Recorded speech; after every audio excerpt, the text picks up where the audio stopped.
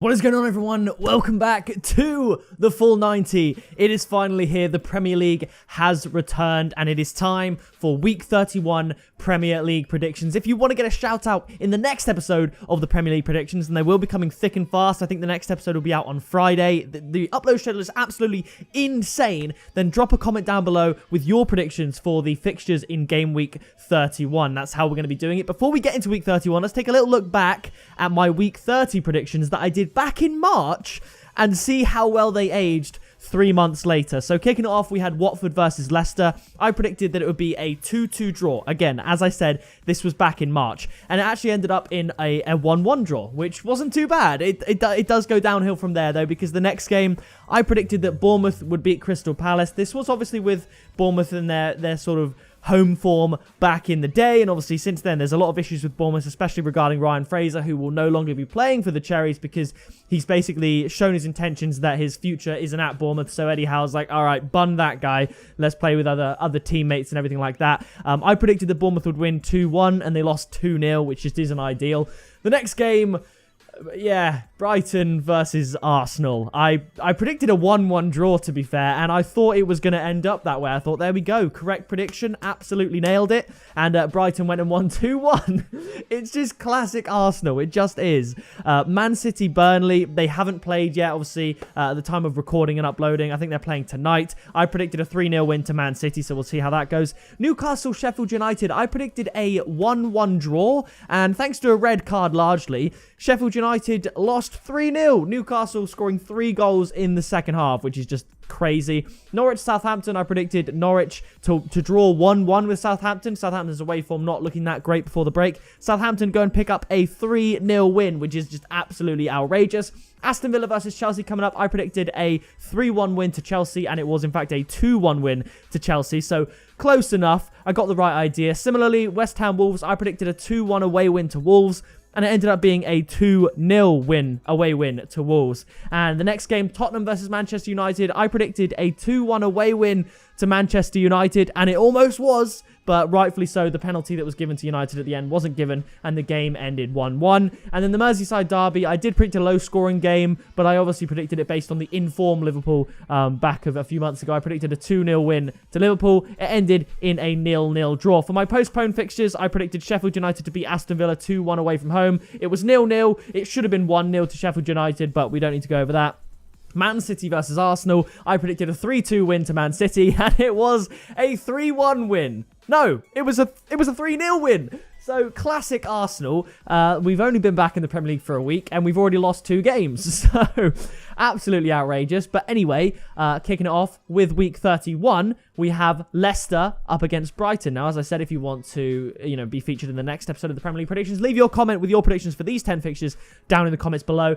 Leicester versus Brighton. Brighton, they're looking slightly more attacking this season, and obviously going into the restart, they beat Arsenal, which is great news for them. And Leicester, it is hard to say, I will be honest, because there's only been 1 game played, but I do think at the King Power Stadium, Leicester should be a team good enough to get the 3 points from Brighton, most definitely.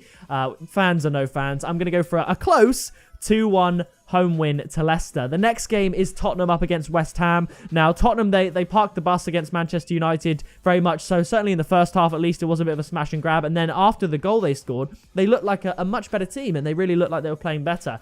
And West Ham, I didn't see anything of the West Ham Wolves game, but Wolves beat West Ham as I predicted. I don't think West Ham will be able to get anything from Tottenham here.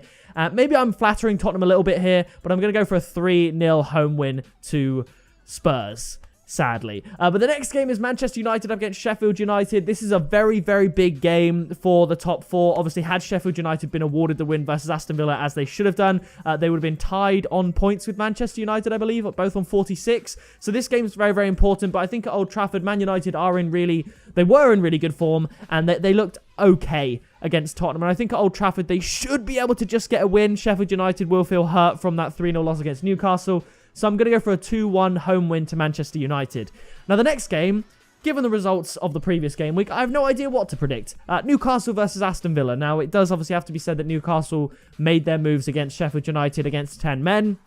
And Joel Linton finally got another goal, which is good for him. But I think at St. James's Park, Newcastle are notoriously hard to beat. Given how good they are as a team compared to the rest of the teams in the league, they performed surprisingly well at home. And Aston Villa didn't look that great against Chelsea, even though they were leading. So I'm tempted to change my prediction. You know what? Coming off of a 3-0 win, I'm going to change my prediction. I originally had 1-1, but I'm going to change it to a 2-1 home win to Newcastle to leave Aston Villa in a real spot of trouble down there at the bottom of the table. The next up, Norwich up against Everton. Everton holding Liverpool to a 0-0 draw. Norwich getting swept aside by Southampton. Not great for them. And I think Norwich are going to come back with a goal.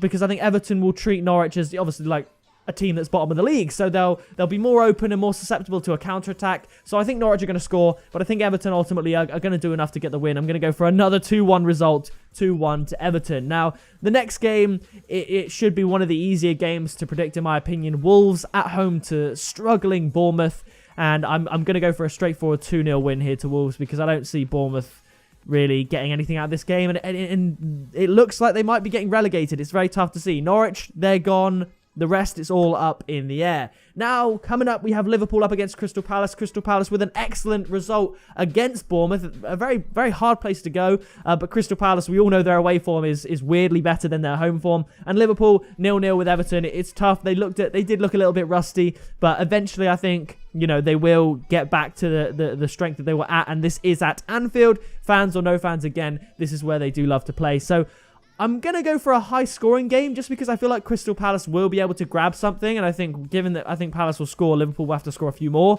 So I'm going to go for a 3-1 home win to Liverpool. Now, coming up after that, we have Burnley up against Watford. Obviously, as I said, Burnley haven't yet played Manchester City, so I've seen no football from Burnley for a fefew months, so I have no idea what sort of shape they're in, how they're going to be playing or anything like that. And Watford, they managed to get a late equaliser with Leicester scoring in the 90th minute and Watford scoring in the 93rd minute to tie it up 1-1. So I'm going to go for a similar fixture here. Turf Moor, quite hard to score at. Burnley will play quite defensively, but Watford, they do love going forward. I do really rate Watford, and I do hope they stay in the Premier League. I'm going to go for a 1-1 draw between Burnley and Watford.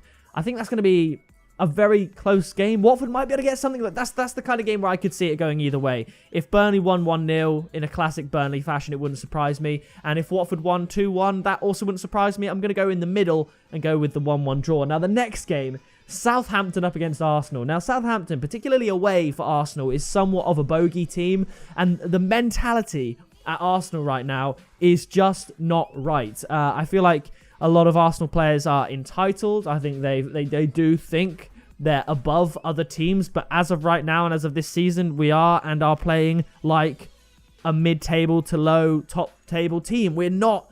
You can't include us in the top six, really. We are the big six. We've got the history, all of that. But, we're just not up to par this season. And I really think away from home, we're going to struggle. I think it's going to be a high-scoring game because Southampton just put 3 past, admittedly, Norwich. But they've got firepower. And at St. Mary's Stadium, Arsenal always tend to struggle a little bit there. So I'm going to go for a 2-2 draw between Southampton and Arsenal, which 1 point from 9 is just not good enough from the Gunners. I really think we need some kind of overhaul, a restart next year, but you can't keep doing the same thing and expect different results. We can't keep doing that, so I do fear for the future of Arsenal Football Club and the success that we may or may not see, at least over the next couple of years. So it's going to be a very nerve-wracking game, to say the least. Now, the final game, I suppose you could say game of the week. This is big. Chelsea up against Manchester City. Now, my dad is a Chelsea fan. I was speaking to him and I'm thinking, with the transfer business that they've currently done, I mean, I did see a rumour that they were going to get Ronaldo for 135 million, which is just not going to happen, in my opinion. But to get Hakim Ziyech and Timo Werner from Ajax and RB Leipzig, that is phenomenal business. Chelsea, they do so well. They're almost like the Borussia Dortmund of England. They do business very, very well. And what a signing that is. I mean, Ziyech, I really rate him as a player. I really did at Ajax. I really wanted him at Arsenal. Timo Werner was always, out of reach. But he was expected to go to Liverpool, possibly United. And Chelsea have just swooped in and snatched him up along with Ziyech. And I really like what Chelsea are doing. And I was saying to my dad, you know, if they're not pushing for a title next year, which I don't think they will, I think they are just a little bit far, you know, a little bit off. They should be the cemented third place team. Certainly a top 4 finish for Chelsea. And it looks like they probably will get a top 4 finish this season as well. And it's been Lampard's first season. So I think Chelsea are going to give Manchester City a good game at Stamford Bridge. It could be a draw.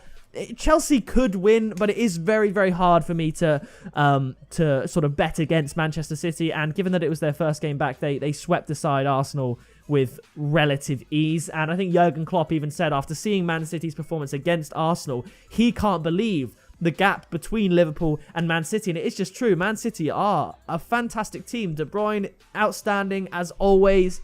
He's probably my favourite player, to be honest. He's just unreal. So I am going to give Man City the win. I think both teams will score. I think it's going to be closely contested. And I'm going to give Manchester City a 2-1 away win. So that is going to do it for my Week 1 predictions. If you did enjoy it, be sure to leave a like. And if you want to get featured in the episode Week 32, leave your predictions down in the comments below. And I'll be recording that later on this week. So yeah, I will catch you in that next video very soon.